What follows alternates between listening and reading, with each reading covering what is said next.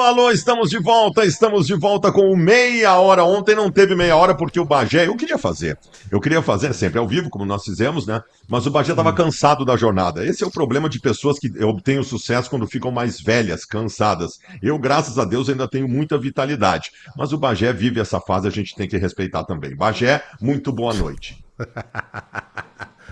É, bem sem vergonha. Quase bom dia, né, na verdade, né, porque a gente perde a noção da... Aliás, para quem tá na Austrália já é de manhã, né? Para quem Aliás, está na não, Austrália, o Inter já ganhou do Juventude. A Austrália é de tarde. É, pois é. Bom, mas tinha gente dando notícia há alguns dias aí, acho que tava na Austrália, né, porque já ia ser o Zibeldia, já ia treinar, daqui a pouco não era mais, acho que era Aliás, no fuso, isso é fuso outra coisa que está me australiano. irritando, tá? Isso é outra coisa que está me irritando. É. Cara, tu sabe como é que a torcida do Inter ela é um pouco diferente da torcida do Grêmio, tá? Vocês, torcedores do Grêmio, vocês têm uma coisa que eu admito, vocês são melhores do que o Internacional, do que a torcida do Internacional. Vocês brigam de dentro para fora. Sim. Vocês se unem e brigam com o que está lá fora. Vocês são bons nisso. Vocês são bons nisso. Nós não. Nós brigamos entre nós. Nós brigamos entre nós. É um negócio impressionante. Para tu ter uma ideia, a escolha agora são dois blocos de torcida do Internacional. O bloco que gosta do Cudê, ele abraçou o Zubeldia. E o bloco que gosta de técnicos tradicionais abraçou o Ramon Dias. Então o bloco que gosta do Cudê começou a descer o cacete no Ramon Dias, como se estivesse secando o Ramon Dias. E o grande mote agora, né, a grande coisa que aparece como o protagonismo da crítica ao Ramon Dias é o tal do fato de que são dois treinadores. Cara, eu tô ficando louco com isso pelo seguinte, cara, eu tenho uma ideia, a gente conhece futebol, a gente acompanha futebol, a gente sabe como é que funcionam os processos no futebol. Por exemplo, que um técnico de futebol, ele nunca decide sozinho. O técnico de futebol, geralmente, ele tem ao lado dele um cara que é o auxiliar técnico dele, que nada mais é do que o amigo dele que sabe trabalhar. É o amigo dele que sabe trabalhar. Ele só confia no cara. Então ele divide, né, diálogos, debates com esta pessoa para tomar uma decisão. O que eu entendo dessa questão do Ramon Dias? Que até é um pouco diferente por uma presença física maior do filho dele, do Emiliano, porque está presente na coletiva, aparece mais na beira do campo do treinamento. Mas ele nada mais é do que isso. Eu não posso tratar isso como um defeito de antemão, Bagé. Eu até posso dizer aqui, olha, eu tenho dúvida se o Ramon Dias não é um técnico defasado, os últimos trabalhos dele não foram legais. Essa análise eu posso fazer. Agora, pegar essa história de divisão de protagonismo com o filho como se fosse um técnico desistente, um velho gagal, alguma coisa parecida. Bah, cara, essa não, cara. Essa para mim não cola. Eu concordo muito contigo, sabe por quê? Eu acompanhei em 2011, na Copa América da Argentina, eu estava na Rádio Guaíba, e naquele ano de 2011 a seleção brasileira era capitaneada pelo Mano Menezes. O Mano era o técnico lá da seleção brasileira. E aí começa daqui, vai de lá e começa a surgir informação, daqui a pouco surgiu uma informação. Pô, sabe quem é? Tem um cara aí que tá analisando o jogador que quase ninguém conhece, mas jogou lá no Grêmio lá. É o Matheus Bach, é o filho do Tite. O filho do Tite estava lá, que ele jogou no Grêmio, acho que ele foi zagueiro e tal. E aí ele tava lá, e aí algumas matérias geradas e tal, o Tite estava no Corinthians, né? E ele naquela Copa América é quando ele pega e diz assim, pai, o centroavante que a gente tem que buscar é o Guerreiro. Tá voando, artilheiro da Copa América com a seleção peruana. O Guerreiro que no outro ano faria, por exemplo, os gols do Mundial, do título mundial do Gol Corinthians. mais importante da história do Corinthians, só isso. E também naquela época, ele, entre outros nomes, né, ele trouxe e resgatou para o futebol brasileiro o Renato Augusto. Então, eu tô pegando, claro, eu tô pegando duas situações que deram certo, tem outras que poderiam ter dado errado, mas de um cara que trabalha o tempo inteiro com o pai dele. Eu lembro que eu era repórter ainda quando o Dorival Júnior trabalhou no Inter em 2012, o Fernandão era diretor de futebol, o Lucas era quem dava os treinos do Dorival. Às vezes o Dorival ficou até brincando de altinha na beira do campo ali, mas, cara, tu não dá pra transformar isso assim, não são eles que trabalham.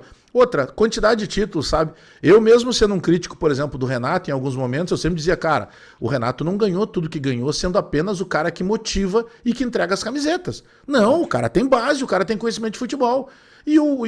Então hoje tu pegar e transformar diminuir o... E eu não sou fã, por exemplo, do Ramon Dias, mas, cara, eu não posso tirar o mérito do trabalho que o cara tem. E a diferença é que ele resolveu dar mais protagonismo ao filho dele. Porque o Emiliano, ele não fica com o uniforme do clube no banco, ele fica ali do lado do pai dele com o blazer que ele gosta de usar, com o distintivo do clube. E nas entrevistas coletivas, a diferença é essa, ele vai para a bancada junto com o Ramon Dias. E como ele se expressa melhor que o Ramon, e ele faz um trabalho... Cara, ele é o cara da política. Ele não é o cara que dá patada em ninguém. Ele é o cara que, sabe, cuida toda aquela boa vizinhança no entorno do pai dele. E aí, como ele se comunica mais, muitas vezes as perguntas eram direcionadas a ele, inclusive. Então, mas o que tem de errado nisso, né?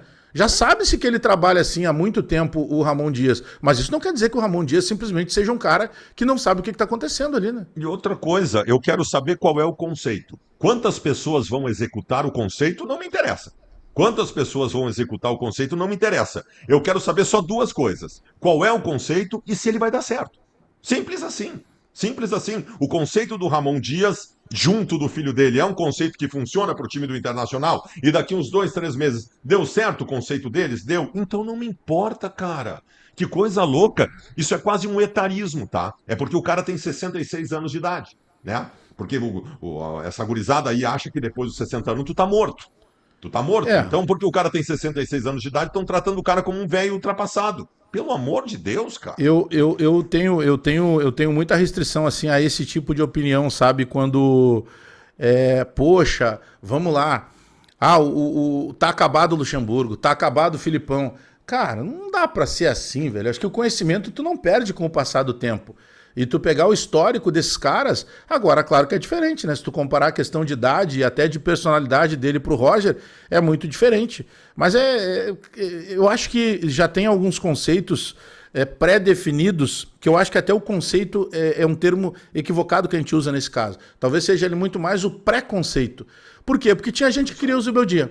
Ah, não veio o Zubeldia? Bom, então não presta. Tu, por exemplo, tu é um cara que não queria o Zubeldia. Talvez isso, de certa forma, até te deixe mais confortável para falar do Ramon Dias. Mas eu concordo contigo que, já que o Ramon Dias foi fixado técnico, cara, tem alguns comentários que não tem muito sentido, assim, tipo, aí daqui a pouco vão dizer assim, mas eu não acho legal ele usar gel, sabe? Aí tu começa a procurar problema. Claro. E a bola não rolou ainda, né? Claro, claro, é isso aí. Ô, Bagé, nós divergimos um pouco do Grêmio ontem, Bagé. O Grêmio anteontem, porque nós já passamos da meia-noite. Nós divergimos um pouco. Porque eu vi quase toda a tua jornada. Cara, eu vou te dizer uma coisa, cara. Tu me despreza, tu me trata mal. Tu sabe o que eu fiz? Tu sabe o que eu fiz ontem? Eu vi a tua jornada na TV sem ver o jogo. Eu preferi ver a tua jornada do que ver as imagens do jogo. Tu acredita nisso? Tu tem um narrador icônico. Paulo Brito dispensa comentários, né? Paulo Brito, tu larga ele na Rua da Praia com a cuia de chimarrão na mão, todo mundo sabe quem é o Brito. Ele não precisa falar nada, ele é icônico. E eu tive, né, o prazer e ao mesmo tempo a infelicidade de perder um amigo que foi o Marco Antônio Pereira, que era outro ícone.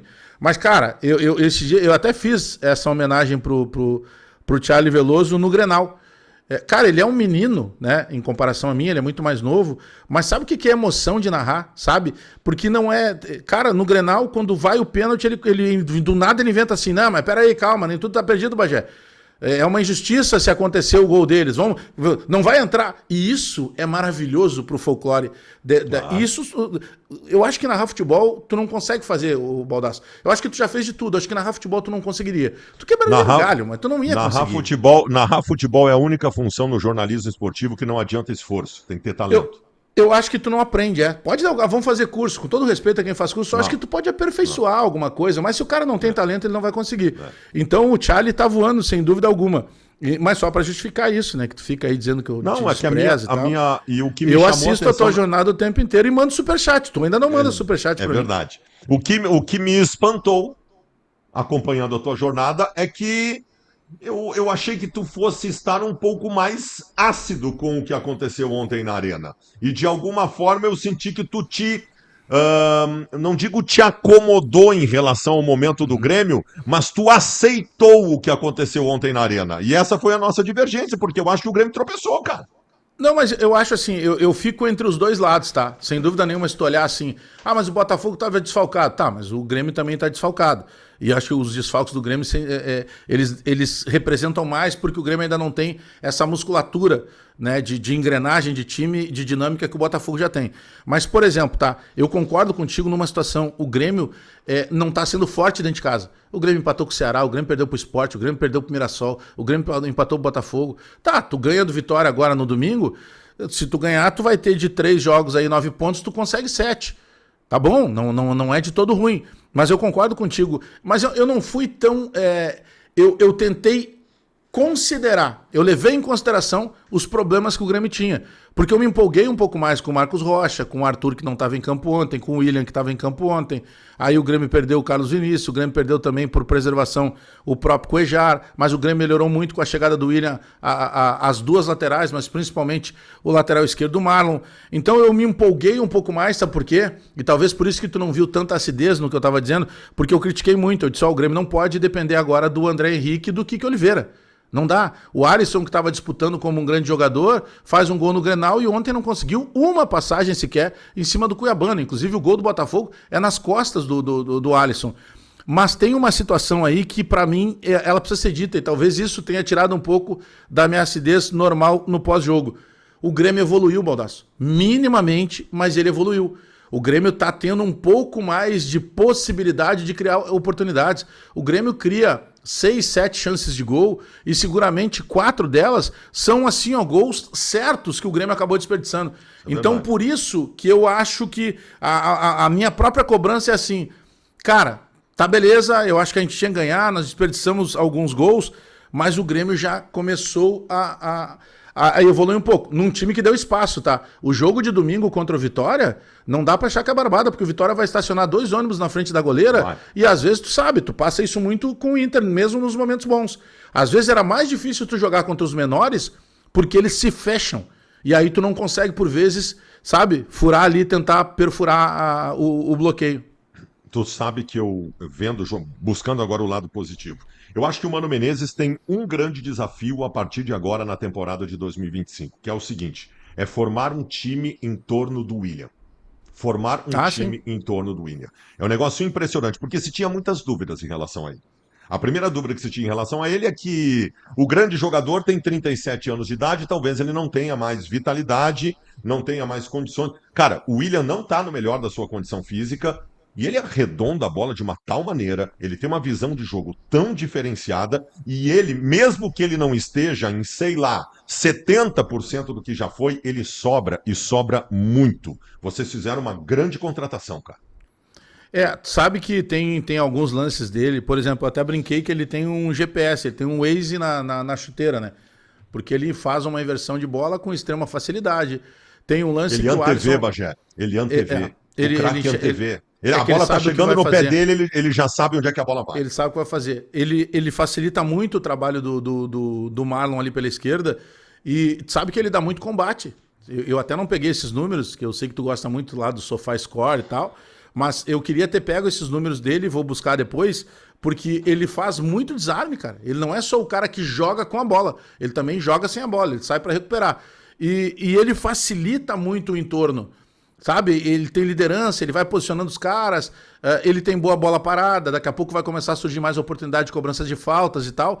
Ele é um jogadoraço, cara. E como tu disse, ele tá longe da melhor forma física, ele tá longe do ritmo de jogo. E, cara, ele botou 2 jogos dificílimos no bolso. Assim, pra mim, ele é o melhor jogador do Grêmio anteontem, além do Volpi. Porque eu acho que o Volpi agora, a mim, mostrou que sim, que ele é um jogador pro tamanho do Grêmio. Bom, no lado do Internacional, eu tenho um confronto contra o Juventude no sábado que, para mim, Bagé, ele vai ditar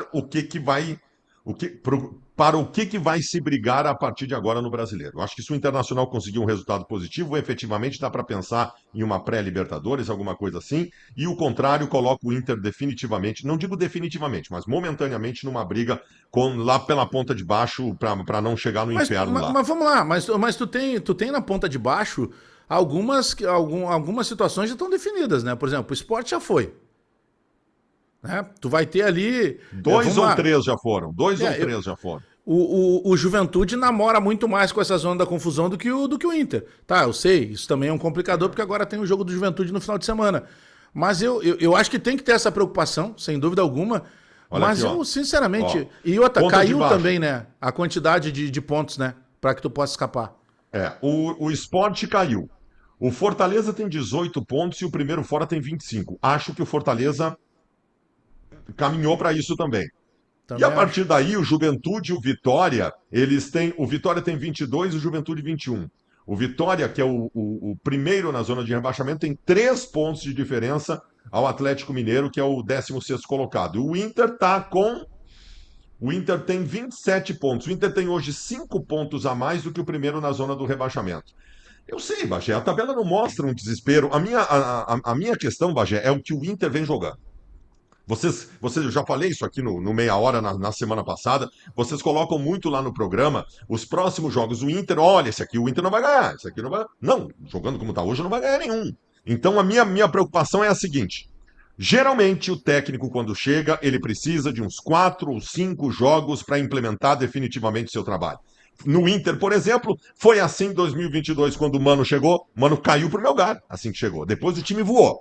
Foi assim em 2023 com o Cudê, né? O Cudê chega no Internacional, no momento de muita turbulência, quando o Mano caiu, daqui a pouco o Cudê engrenou e fez uma boa campanha na Libertadores da América.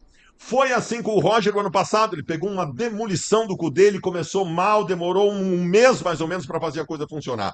Como demitiram tarde demais o Roger, demitiram o Roger um mês depois do que deveriam demitir, não há mais tempo. Não tem tempo para essa instabilidade da chegada. O time do Ramon Dias ele vai ter que começar a funcionar imediatamente, cara.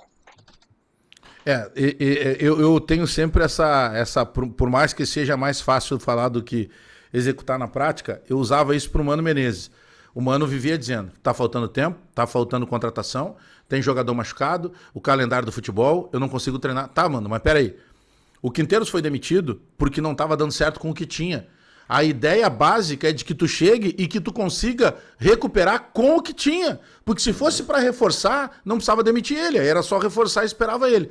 E, sem dúvida alguma, o Ramon Dias passa pelo mesmo processo. Ele sabe que ele tem que chegar e, de alguma maneira, ele vai ter que dar uma resposta. Ah, é difícil, não é para hoje, não é para amanhã. Bom, mas ele sabe que ele vai ter essa pressão. Sim, Ele está acostumado com o futebol brasileiro. Convenhamos, Bagé, convenhamos. A gente pode botar 1001 defeitos no grupo de jogadores do Inter agora. A gente começa agora e termina amanhã. Mas acho que eu e tu concordamos que o atual grupo de jogadores do Internacional tem condição de render muito mais do que vinha rendendo com o Roger, né? Muito. Eu acho que eu fico na dúvida só se ele vai manter a estrutura e tentar ganhar os caras na confiança, tipo, ó, rapaziada, eu preciso ver, eu não vou sair mexendo aqui, porque daqui a pouco eu posso mexer uma peça errada e lá na frente eu precisar do cara e já perdi o cara de vez. Ou se ele vai, de alguma maneira, entender que ele já tem que fazer alguma cirurgia.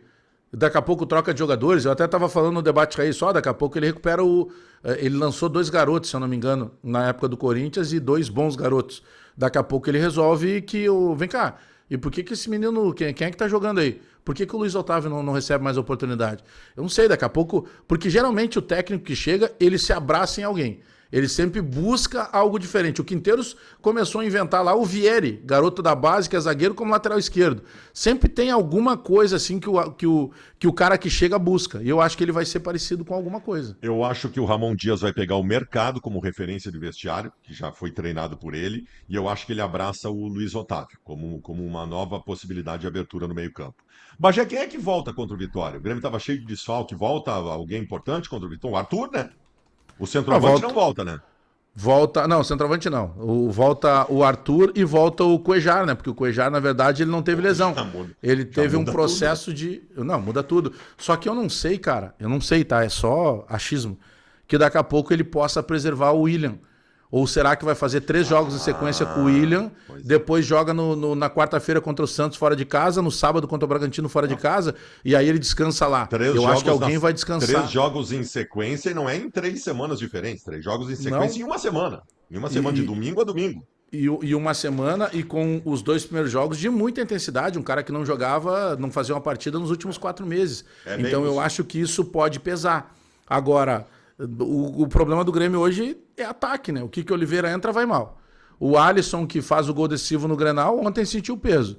Aí tu tem o Bright, que só volta ano que vem. Aí tu tem o Carlos Vinícius, que vai ficar pelo menos 4, quem sabe 5 jogos fora. Então é um complicador que nesse momento o Grêmio tem. O Alisson subiu num salto, Bagé. Eu não sei, nosso vizinho agora também, né? Não sei se. Mora aqui no condomínio, não é? Eu cheguei, foi no. Foi no dia do Grenal. Eu saí depois do jogo, aí eu tô voltando e aí o da rapaziada da portaria ali, ele pegou e falou assim: pô, Bagé, acabei de falar com o homem que nos deu gol. Ah, ele tá aqui também, não, tá aí também. Cara, ele é garoto, e é normal, né? Tu imagina, no teu auge ali, tu começando, os caras chegam e te dão pra nossa função aqui, ó, Baldasso. Hoje tu vai apresentar o principal programa da Globo, tu vai apresentar o Jornal Nacional. Eu, na minha segunda semana de repórter, em 96, eu achava que eu era o Tino Marcos. Segunda semana eu já achava que eu era o Tino Marcos. Aí depois tu teve certeza, depois de último tempo. Depois eu fiquei muito melhor que o Tino Marcos. Aliás, cara, o Tino Marcos, né?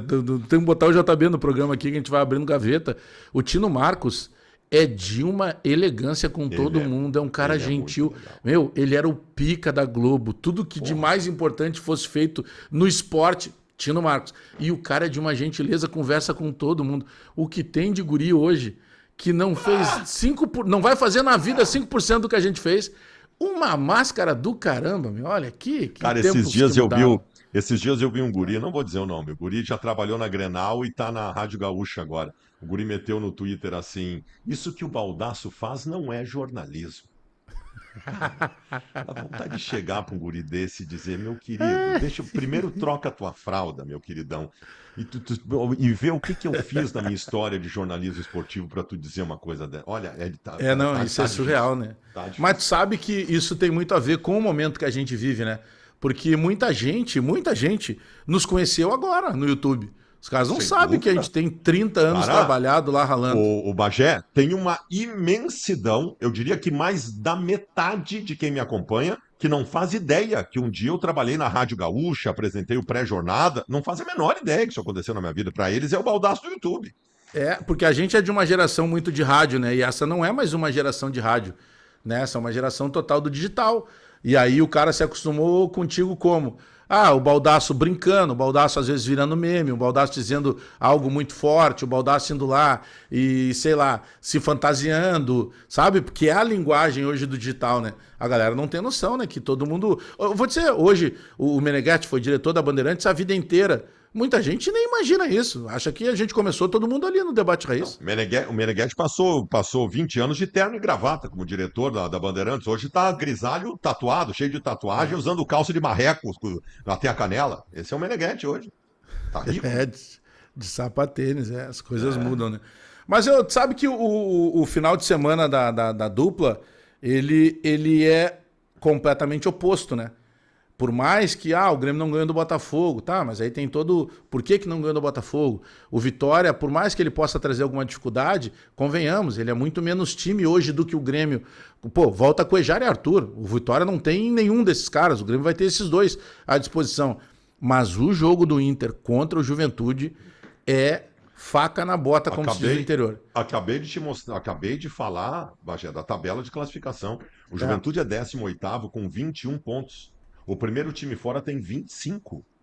Velho, o Juventude é obrigado a ganhar esse jogo.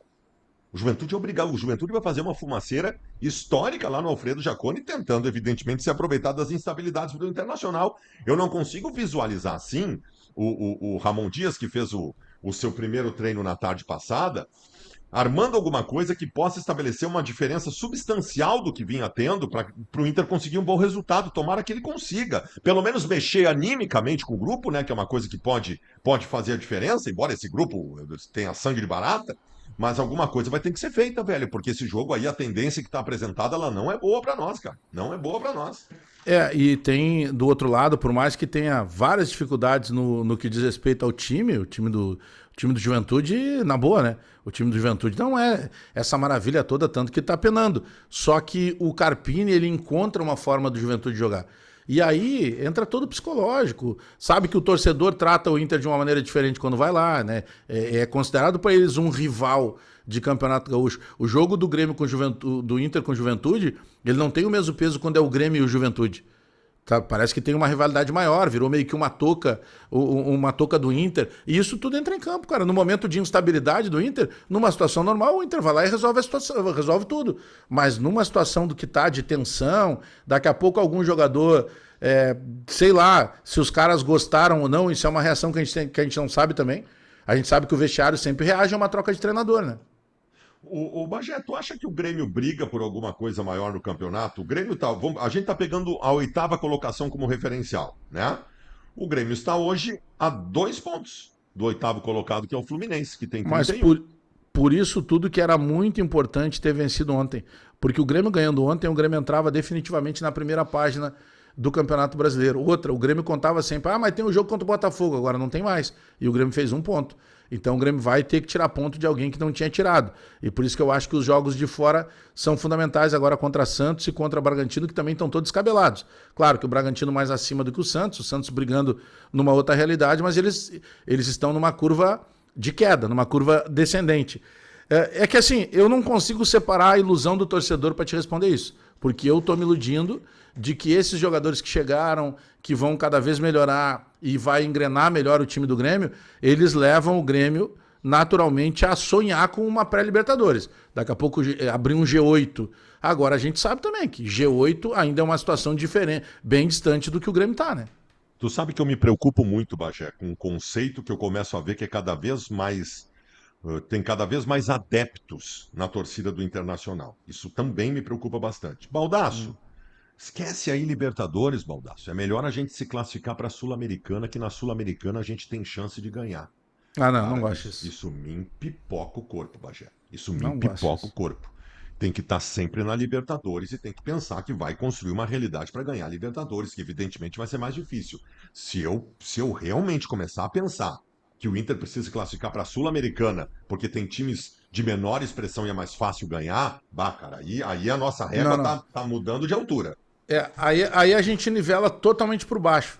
Totalmente por baixo. Eu acho que não dá para se empolgar. A gente não tem hoje tamanho de time, tem tamanho de clube, isso é eterno, mas tamanho de time hoje a gente não tem para se empolgar e trocar garrafa.